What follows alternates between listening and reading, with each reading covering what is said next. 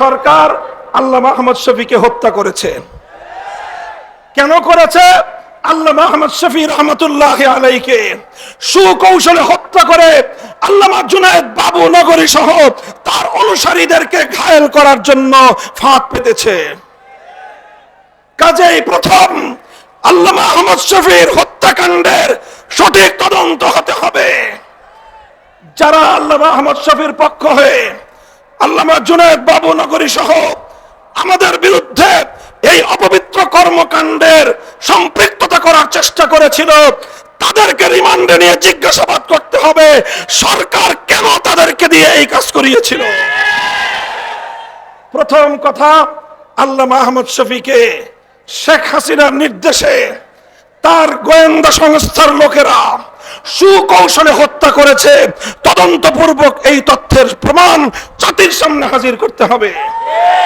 2 নম্বর, দ্বিতীয়, আল্লামা আহমদ শফীর ইন্তেকালের পর শেখ হাসিনা এবং তার গোপন পরামর্শদাতারা -3 ফর্মুলার উপর চলেছিল। কয় মাইনাস? -3 করতে চেয়েছিল। প্রথম মাইনাসের তালিকায় ছিলেন নূর হোসেন কাসেমি রাহিমাহুল্লাহ, দ্বিতীয় মাইনাসের তালিকায় ছিলেন আল্লামা জুনায়েদ বাবু নগরী রাহিমাহুল্লাহ, আর তৃতীয় মাইনাসের তালিকায় ছিলাম আমি অধম মামুনুল হক। তারা আল্লামা নূর হোসেন কাসেমিকে ষড়যন্ত্রমূলক ভাবে হাসপাতালে গিয়ে গোয়েন্দা সংস্থার লোকেরা হাসপাতালকে ব্ল্যাকমেইল করে, কবজা করে, নিয়ন্ত্রণ করে, কোন প্রাণঘাতী ঔষধ প্রয়োগ করে নূর হোসেন কাসেমিকে তারা হত্যা করেছে। সেই হত্যাকাণ্ডের সঠিক তদন্ত এবং বিচার করতে হবে। এরপরে তারা আল্লামা জুনায়েদ বাবু নগরীর বিরুদ্ধেও একই কৌশল গ্রহণ করেছে এবং আল্লামা জুনায়েদ বাবু নগরীকেও তারা হত্যা করেছে। এই 3 হত্যাকাণ্ডের যথাযথ তদন্ত এবং তার জন্য দায়ীদেরকে জাতির সামনে চিহ্নিত করে মুখ উন্মোচন করে বিচার করতে হবে। আর এরপরে আমাকে একটা করুণা করেছে যে ওর বয়স কম, বেঁচে থাকুক কিছুদিন। আমাদের 3 মুরব্বীরে মারছে, আল্লাহ জানে ওদের মধ্যে কেউ হয়তো আমার প্রতি তার একটু দয়া হয়েছে যে ও বেঁচে থাকুক, কিন্তু এমন ভাবে বেঁচে থাকুক যেন এদেশের মানুষের কাছেও মুখ দেখাতে না পারে। আমাকে জনগণ থেকে বিচ্ছিন্ন করার পায়তারা চালিয়েছিল।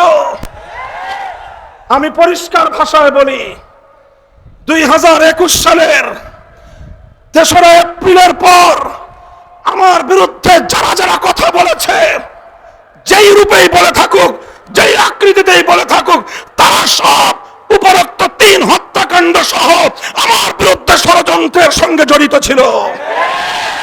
আমার 2 পূর্বসূরীকে হত্যা করেছে। আমার আল্লামা আহমদ শফীকে তারা হত্যা করে আমি যেন এদেশের ধর্মপ্রাণ মুসলমানদেরকে নিয়ে এই ষড়যন্ত্রের বিরুদ্ধে রুখে দাঁড়াতে না পারি, এজন্য আমার বিরুদ্ধে এমন ষড়যন্ত্রের বীজ তারা বুনেছিল, এমন ষড়যন্ত্রের চাল তারা বিছিয়েছিল যেন ভবিষ্যতে আর কোনোদিন কেউ মামুনুল হক হওয়ার স্বপ্ন না দেখে। সঙ্গে আপোষ করা যাবে না।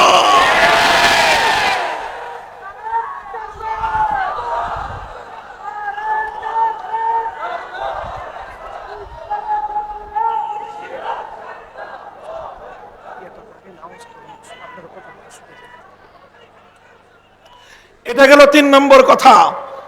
কাজেই আমরা অন্তর্বর্তীকালীন সরকারের কাছে স্পষ্ট পয়গাম দিয়ে দিতে চাই, অনেক ধরনের সংস্কারের কথা শুনতেছি। রাষ্ট্র সংস্কার করবেন, ভালো কথা। নির্বাচন ব্যবস্থার সংস্কার করবেন, আরো ভালো কথা। দেশে ফ্যাসিবাদ যেন তৈরি হতে না পারে, সেই ফ্যাসিবাদের উৎসমুখ বন্ধ করবেন, ভালো কথা। স্বৈরতন্ত্রের সকল সম্ভাবনাকে সমূলে উপড়ে ফেলবেন, আরো ভালো কথা। সব যেমন বন্ধ করবেন, আমার জমিনে ভবিষ্যতে আর কোনদিন কোন কুলাঙ্গার যেন আমার নবীর ইজ্জতের উপর কালিমা লেপন করবার দুঃসাহস না দেখায়, সেই ব্যবস্থা চূড়ান্ত করতে হবে। আমরা 2013 সাল থেকে বলে আসতেছি, আল্লামা আহমদ শফী বলেছেন, আল্লামা জুনায়েদ বাবুনগরী বলেছেন, আল্লামা নূর হোসেন কাসেমি বলেছেন, আমাদের বর্তমান আমির হেফাজত আল্লামা মুহিবুল্লাহ বাবুনগরী একই কথা বলছেন। আমার নবীর ইজ্জতের উপর কালিমা লেপনকারী, নবীজির উপর কটাক্ষকারী, নবীর ইজ্জতের উপর আক্রমণকারী কোন কুলাঙ্গারের জন্য মৃত্যুদণ্ডের আইন ছাড়া অন্য কোন আইন আমরা মানি না।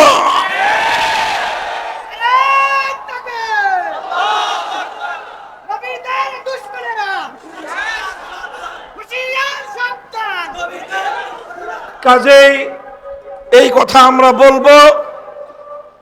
মাঝে মাঝে এই যে সাম্প্রদায়িক সংঘাতের যে একটা আবহ তৈরি করা হয় অধিকাংশ ক্ষেত্রে, আমার নবীকে যদি কেউ গালি দেয় তার পূর্ববর্তী ধর্ম পরিচয় কি সেটা আমাদের বিবেচনা করার এক মুহূর্তের জন্য সময় নাই। তার নাম যদি রাজীব হায়দার হয়, তার ব্যাপারে আমাদের যেই করণীয় হবে, তার নাম যদি কোনো ঘোষ হয়, তার ব্যাপারে আমাদের ফয়সালা বিন্দুমাত্র ভিন্ন কিছু হবে না।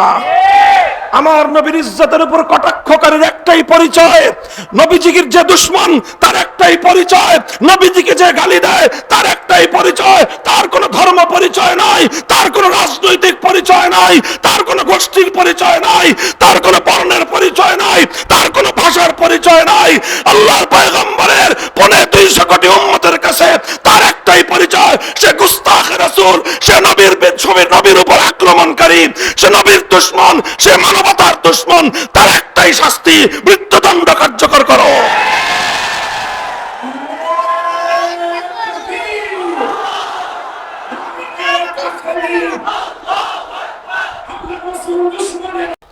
বড় দুঃখ পরিতাপ নিয়ে আজকে কথাটা বলতেছি আমি।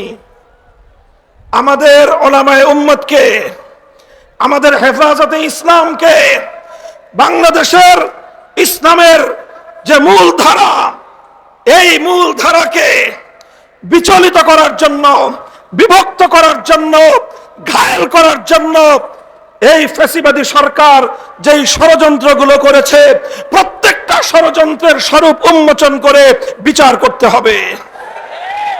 এই সরকার আল্লামা আহমদ শফীকে হত্যা করেছে। কেন করেছে? আল্লামা আহমদ শফী রহমতুল্লাহ আলাইকে সুকৌশলে হত্যা করে আল্লামা জুনায়েদ বাবুনগরী সহ তার অনুসারীদেরকে ঘায়েল করার জন্য ফাঁদ পেতেছে। কাজেই প্রথম আল্লামা আহমদ শফীর হত্যাকাণ্ডের সঠিক তদন্ত হতে হবে।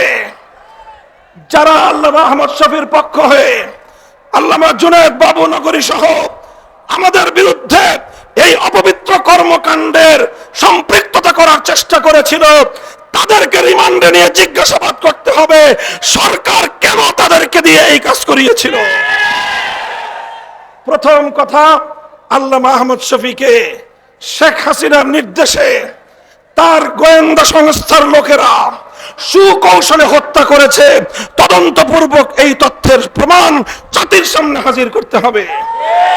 2 নম্বর, দ্বিতীয়, আল্লামা আহমদ শফীর ইন্তেকালের পর শেখ হাসিনা এবং তার গোপন পরামর্শদাতারা -3 ফর্মুলার উপর চলেছিল। কয় -3 করতে চেয়েছিল। প্রথম মাইনাসের তালিকায় ছিলেন নূর হোসেন কাসেমি রাহিমাহুল্লাহ, দ্বিতীয় মাইনাসের তালিকায় ছিলেন আল্লামা জুনায়েদ বাবুনগরী রাহিমাহুল্লাহ, আর তৃতীয় মাইনাসের তালিকায় ছিলাম আমি অধম মামুনুল হক।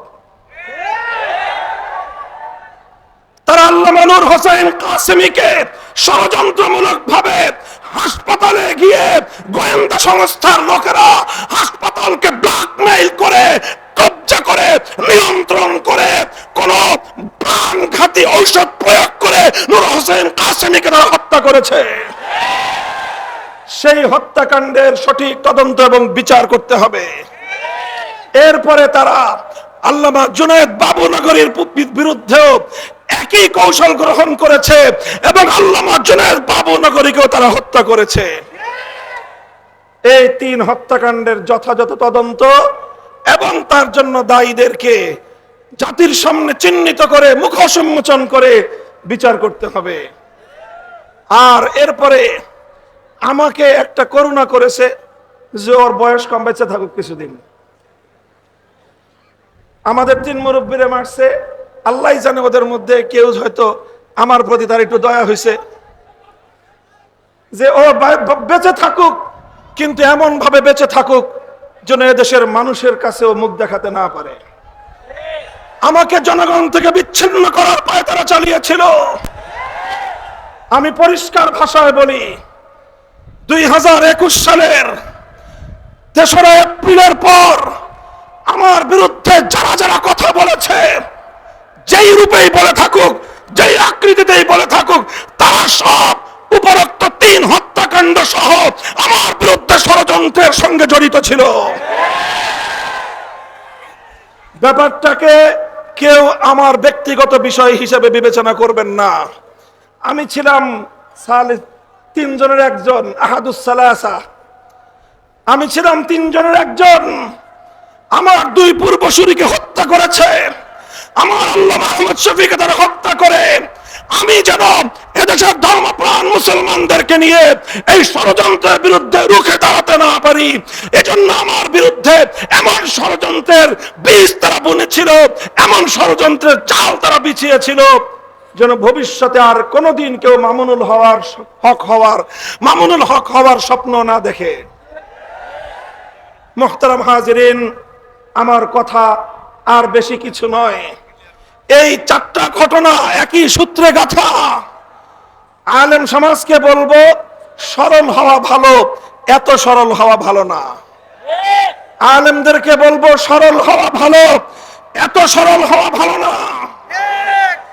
যারা সেদিন আল্লামা আহমদ শফিকে হত্যা করে, তার হত্যাকাণ্ডের দায় তার জীবনের প্রধান সহকর্মী আল্লামা জুনায়েদ বাবুনগরী সহ উলামায়ে ইসলামের উপর, হেফাজতে ইসলামের নেতৃবৃন্দের উপর চাপিয়ে দেওয়ার চেষ্টা করেছিল।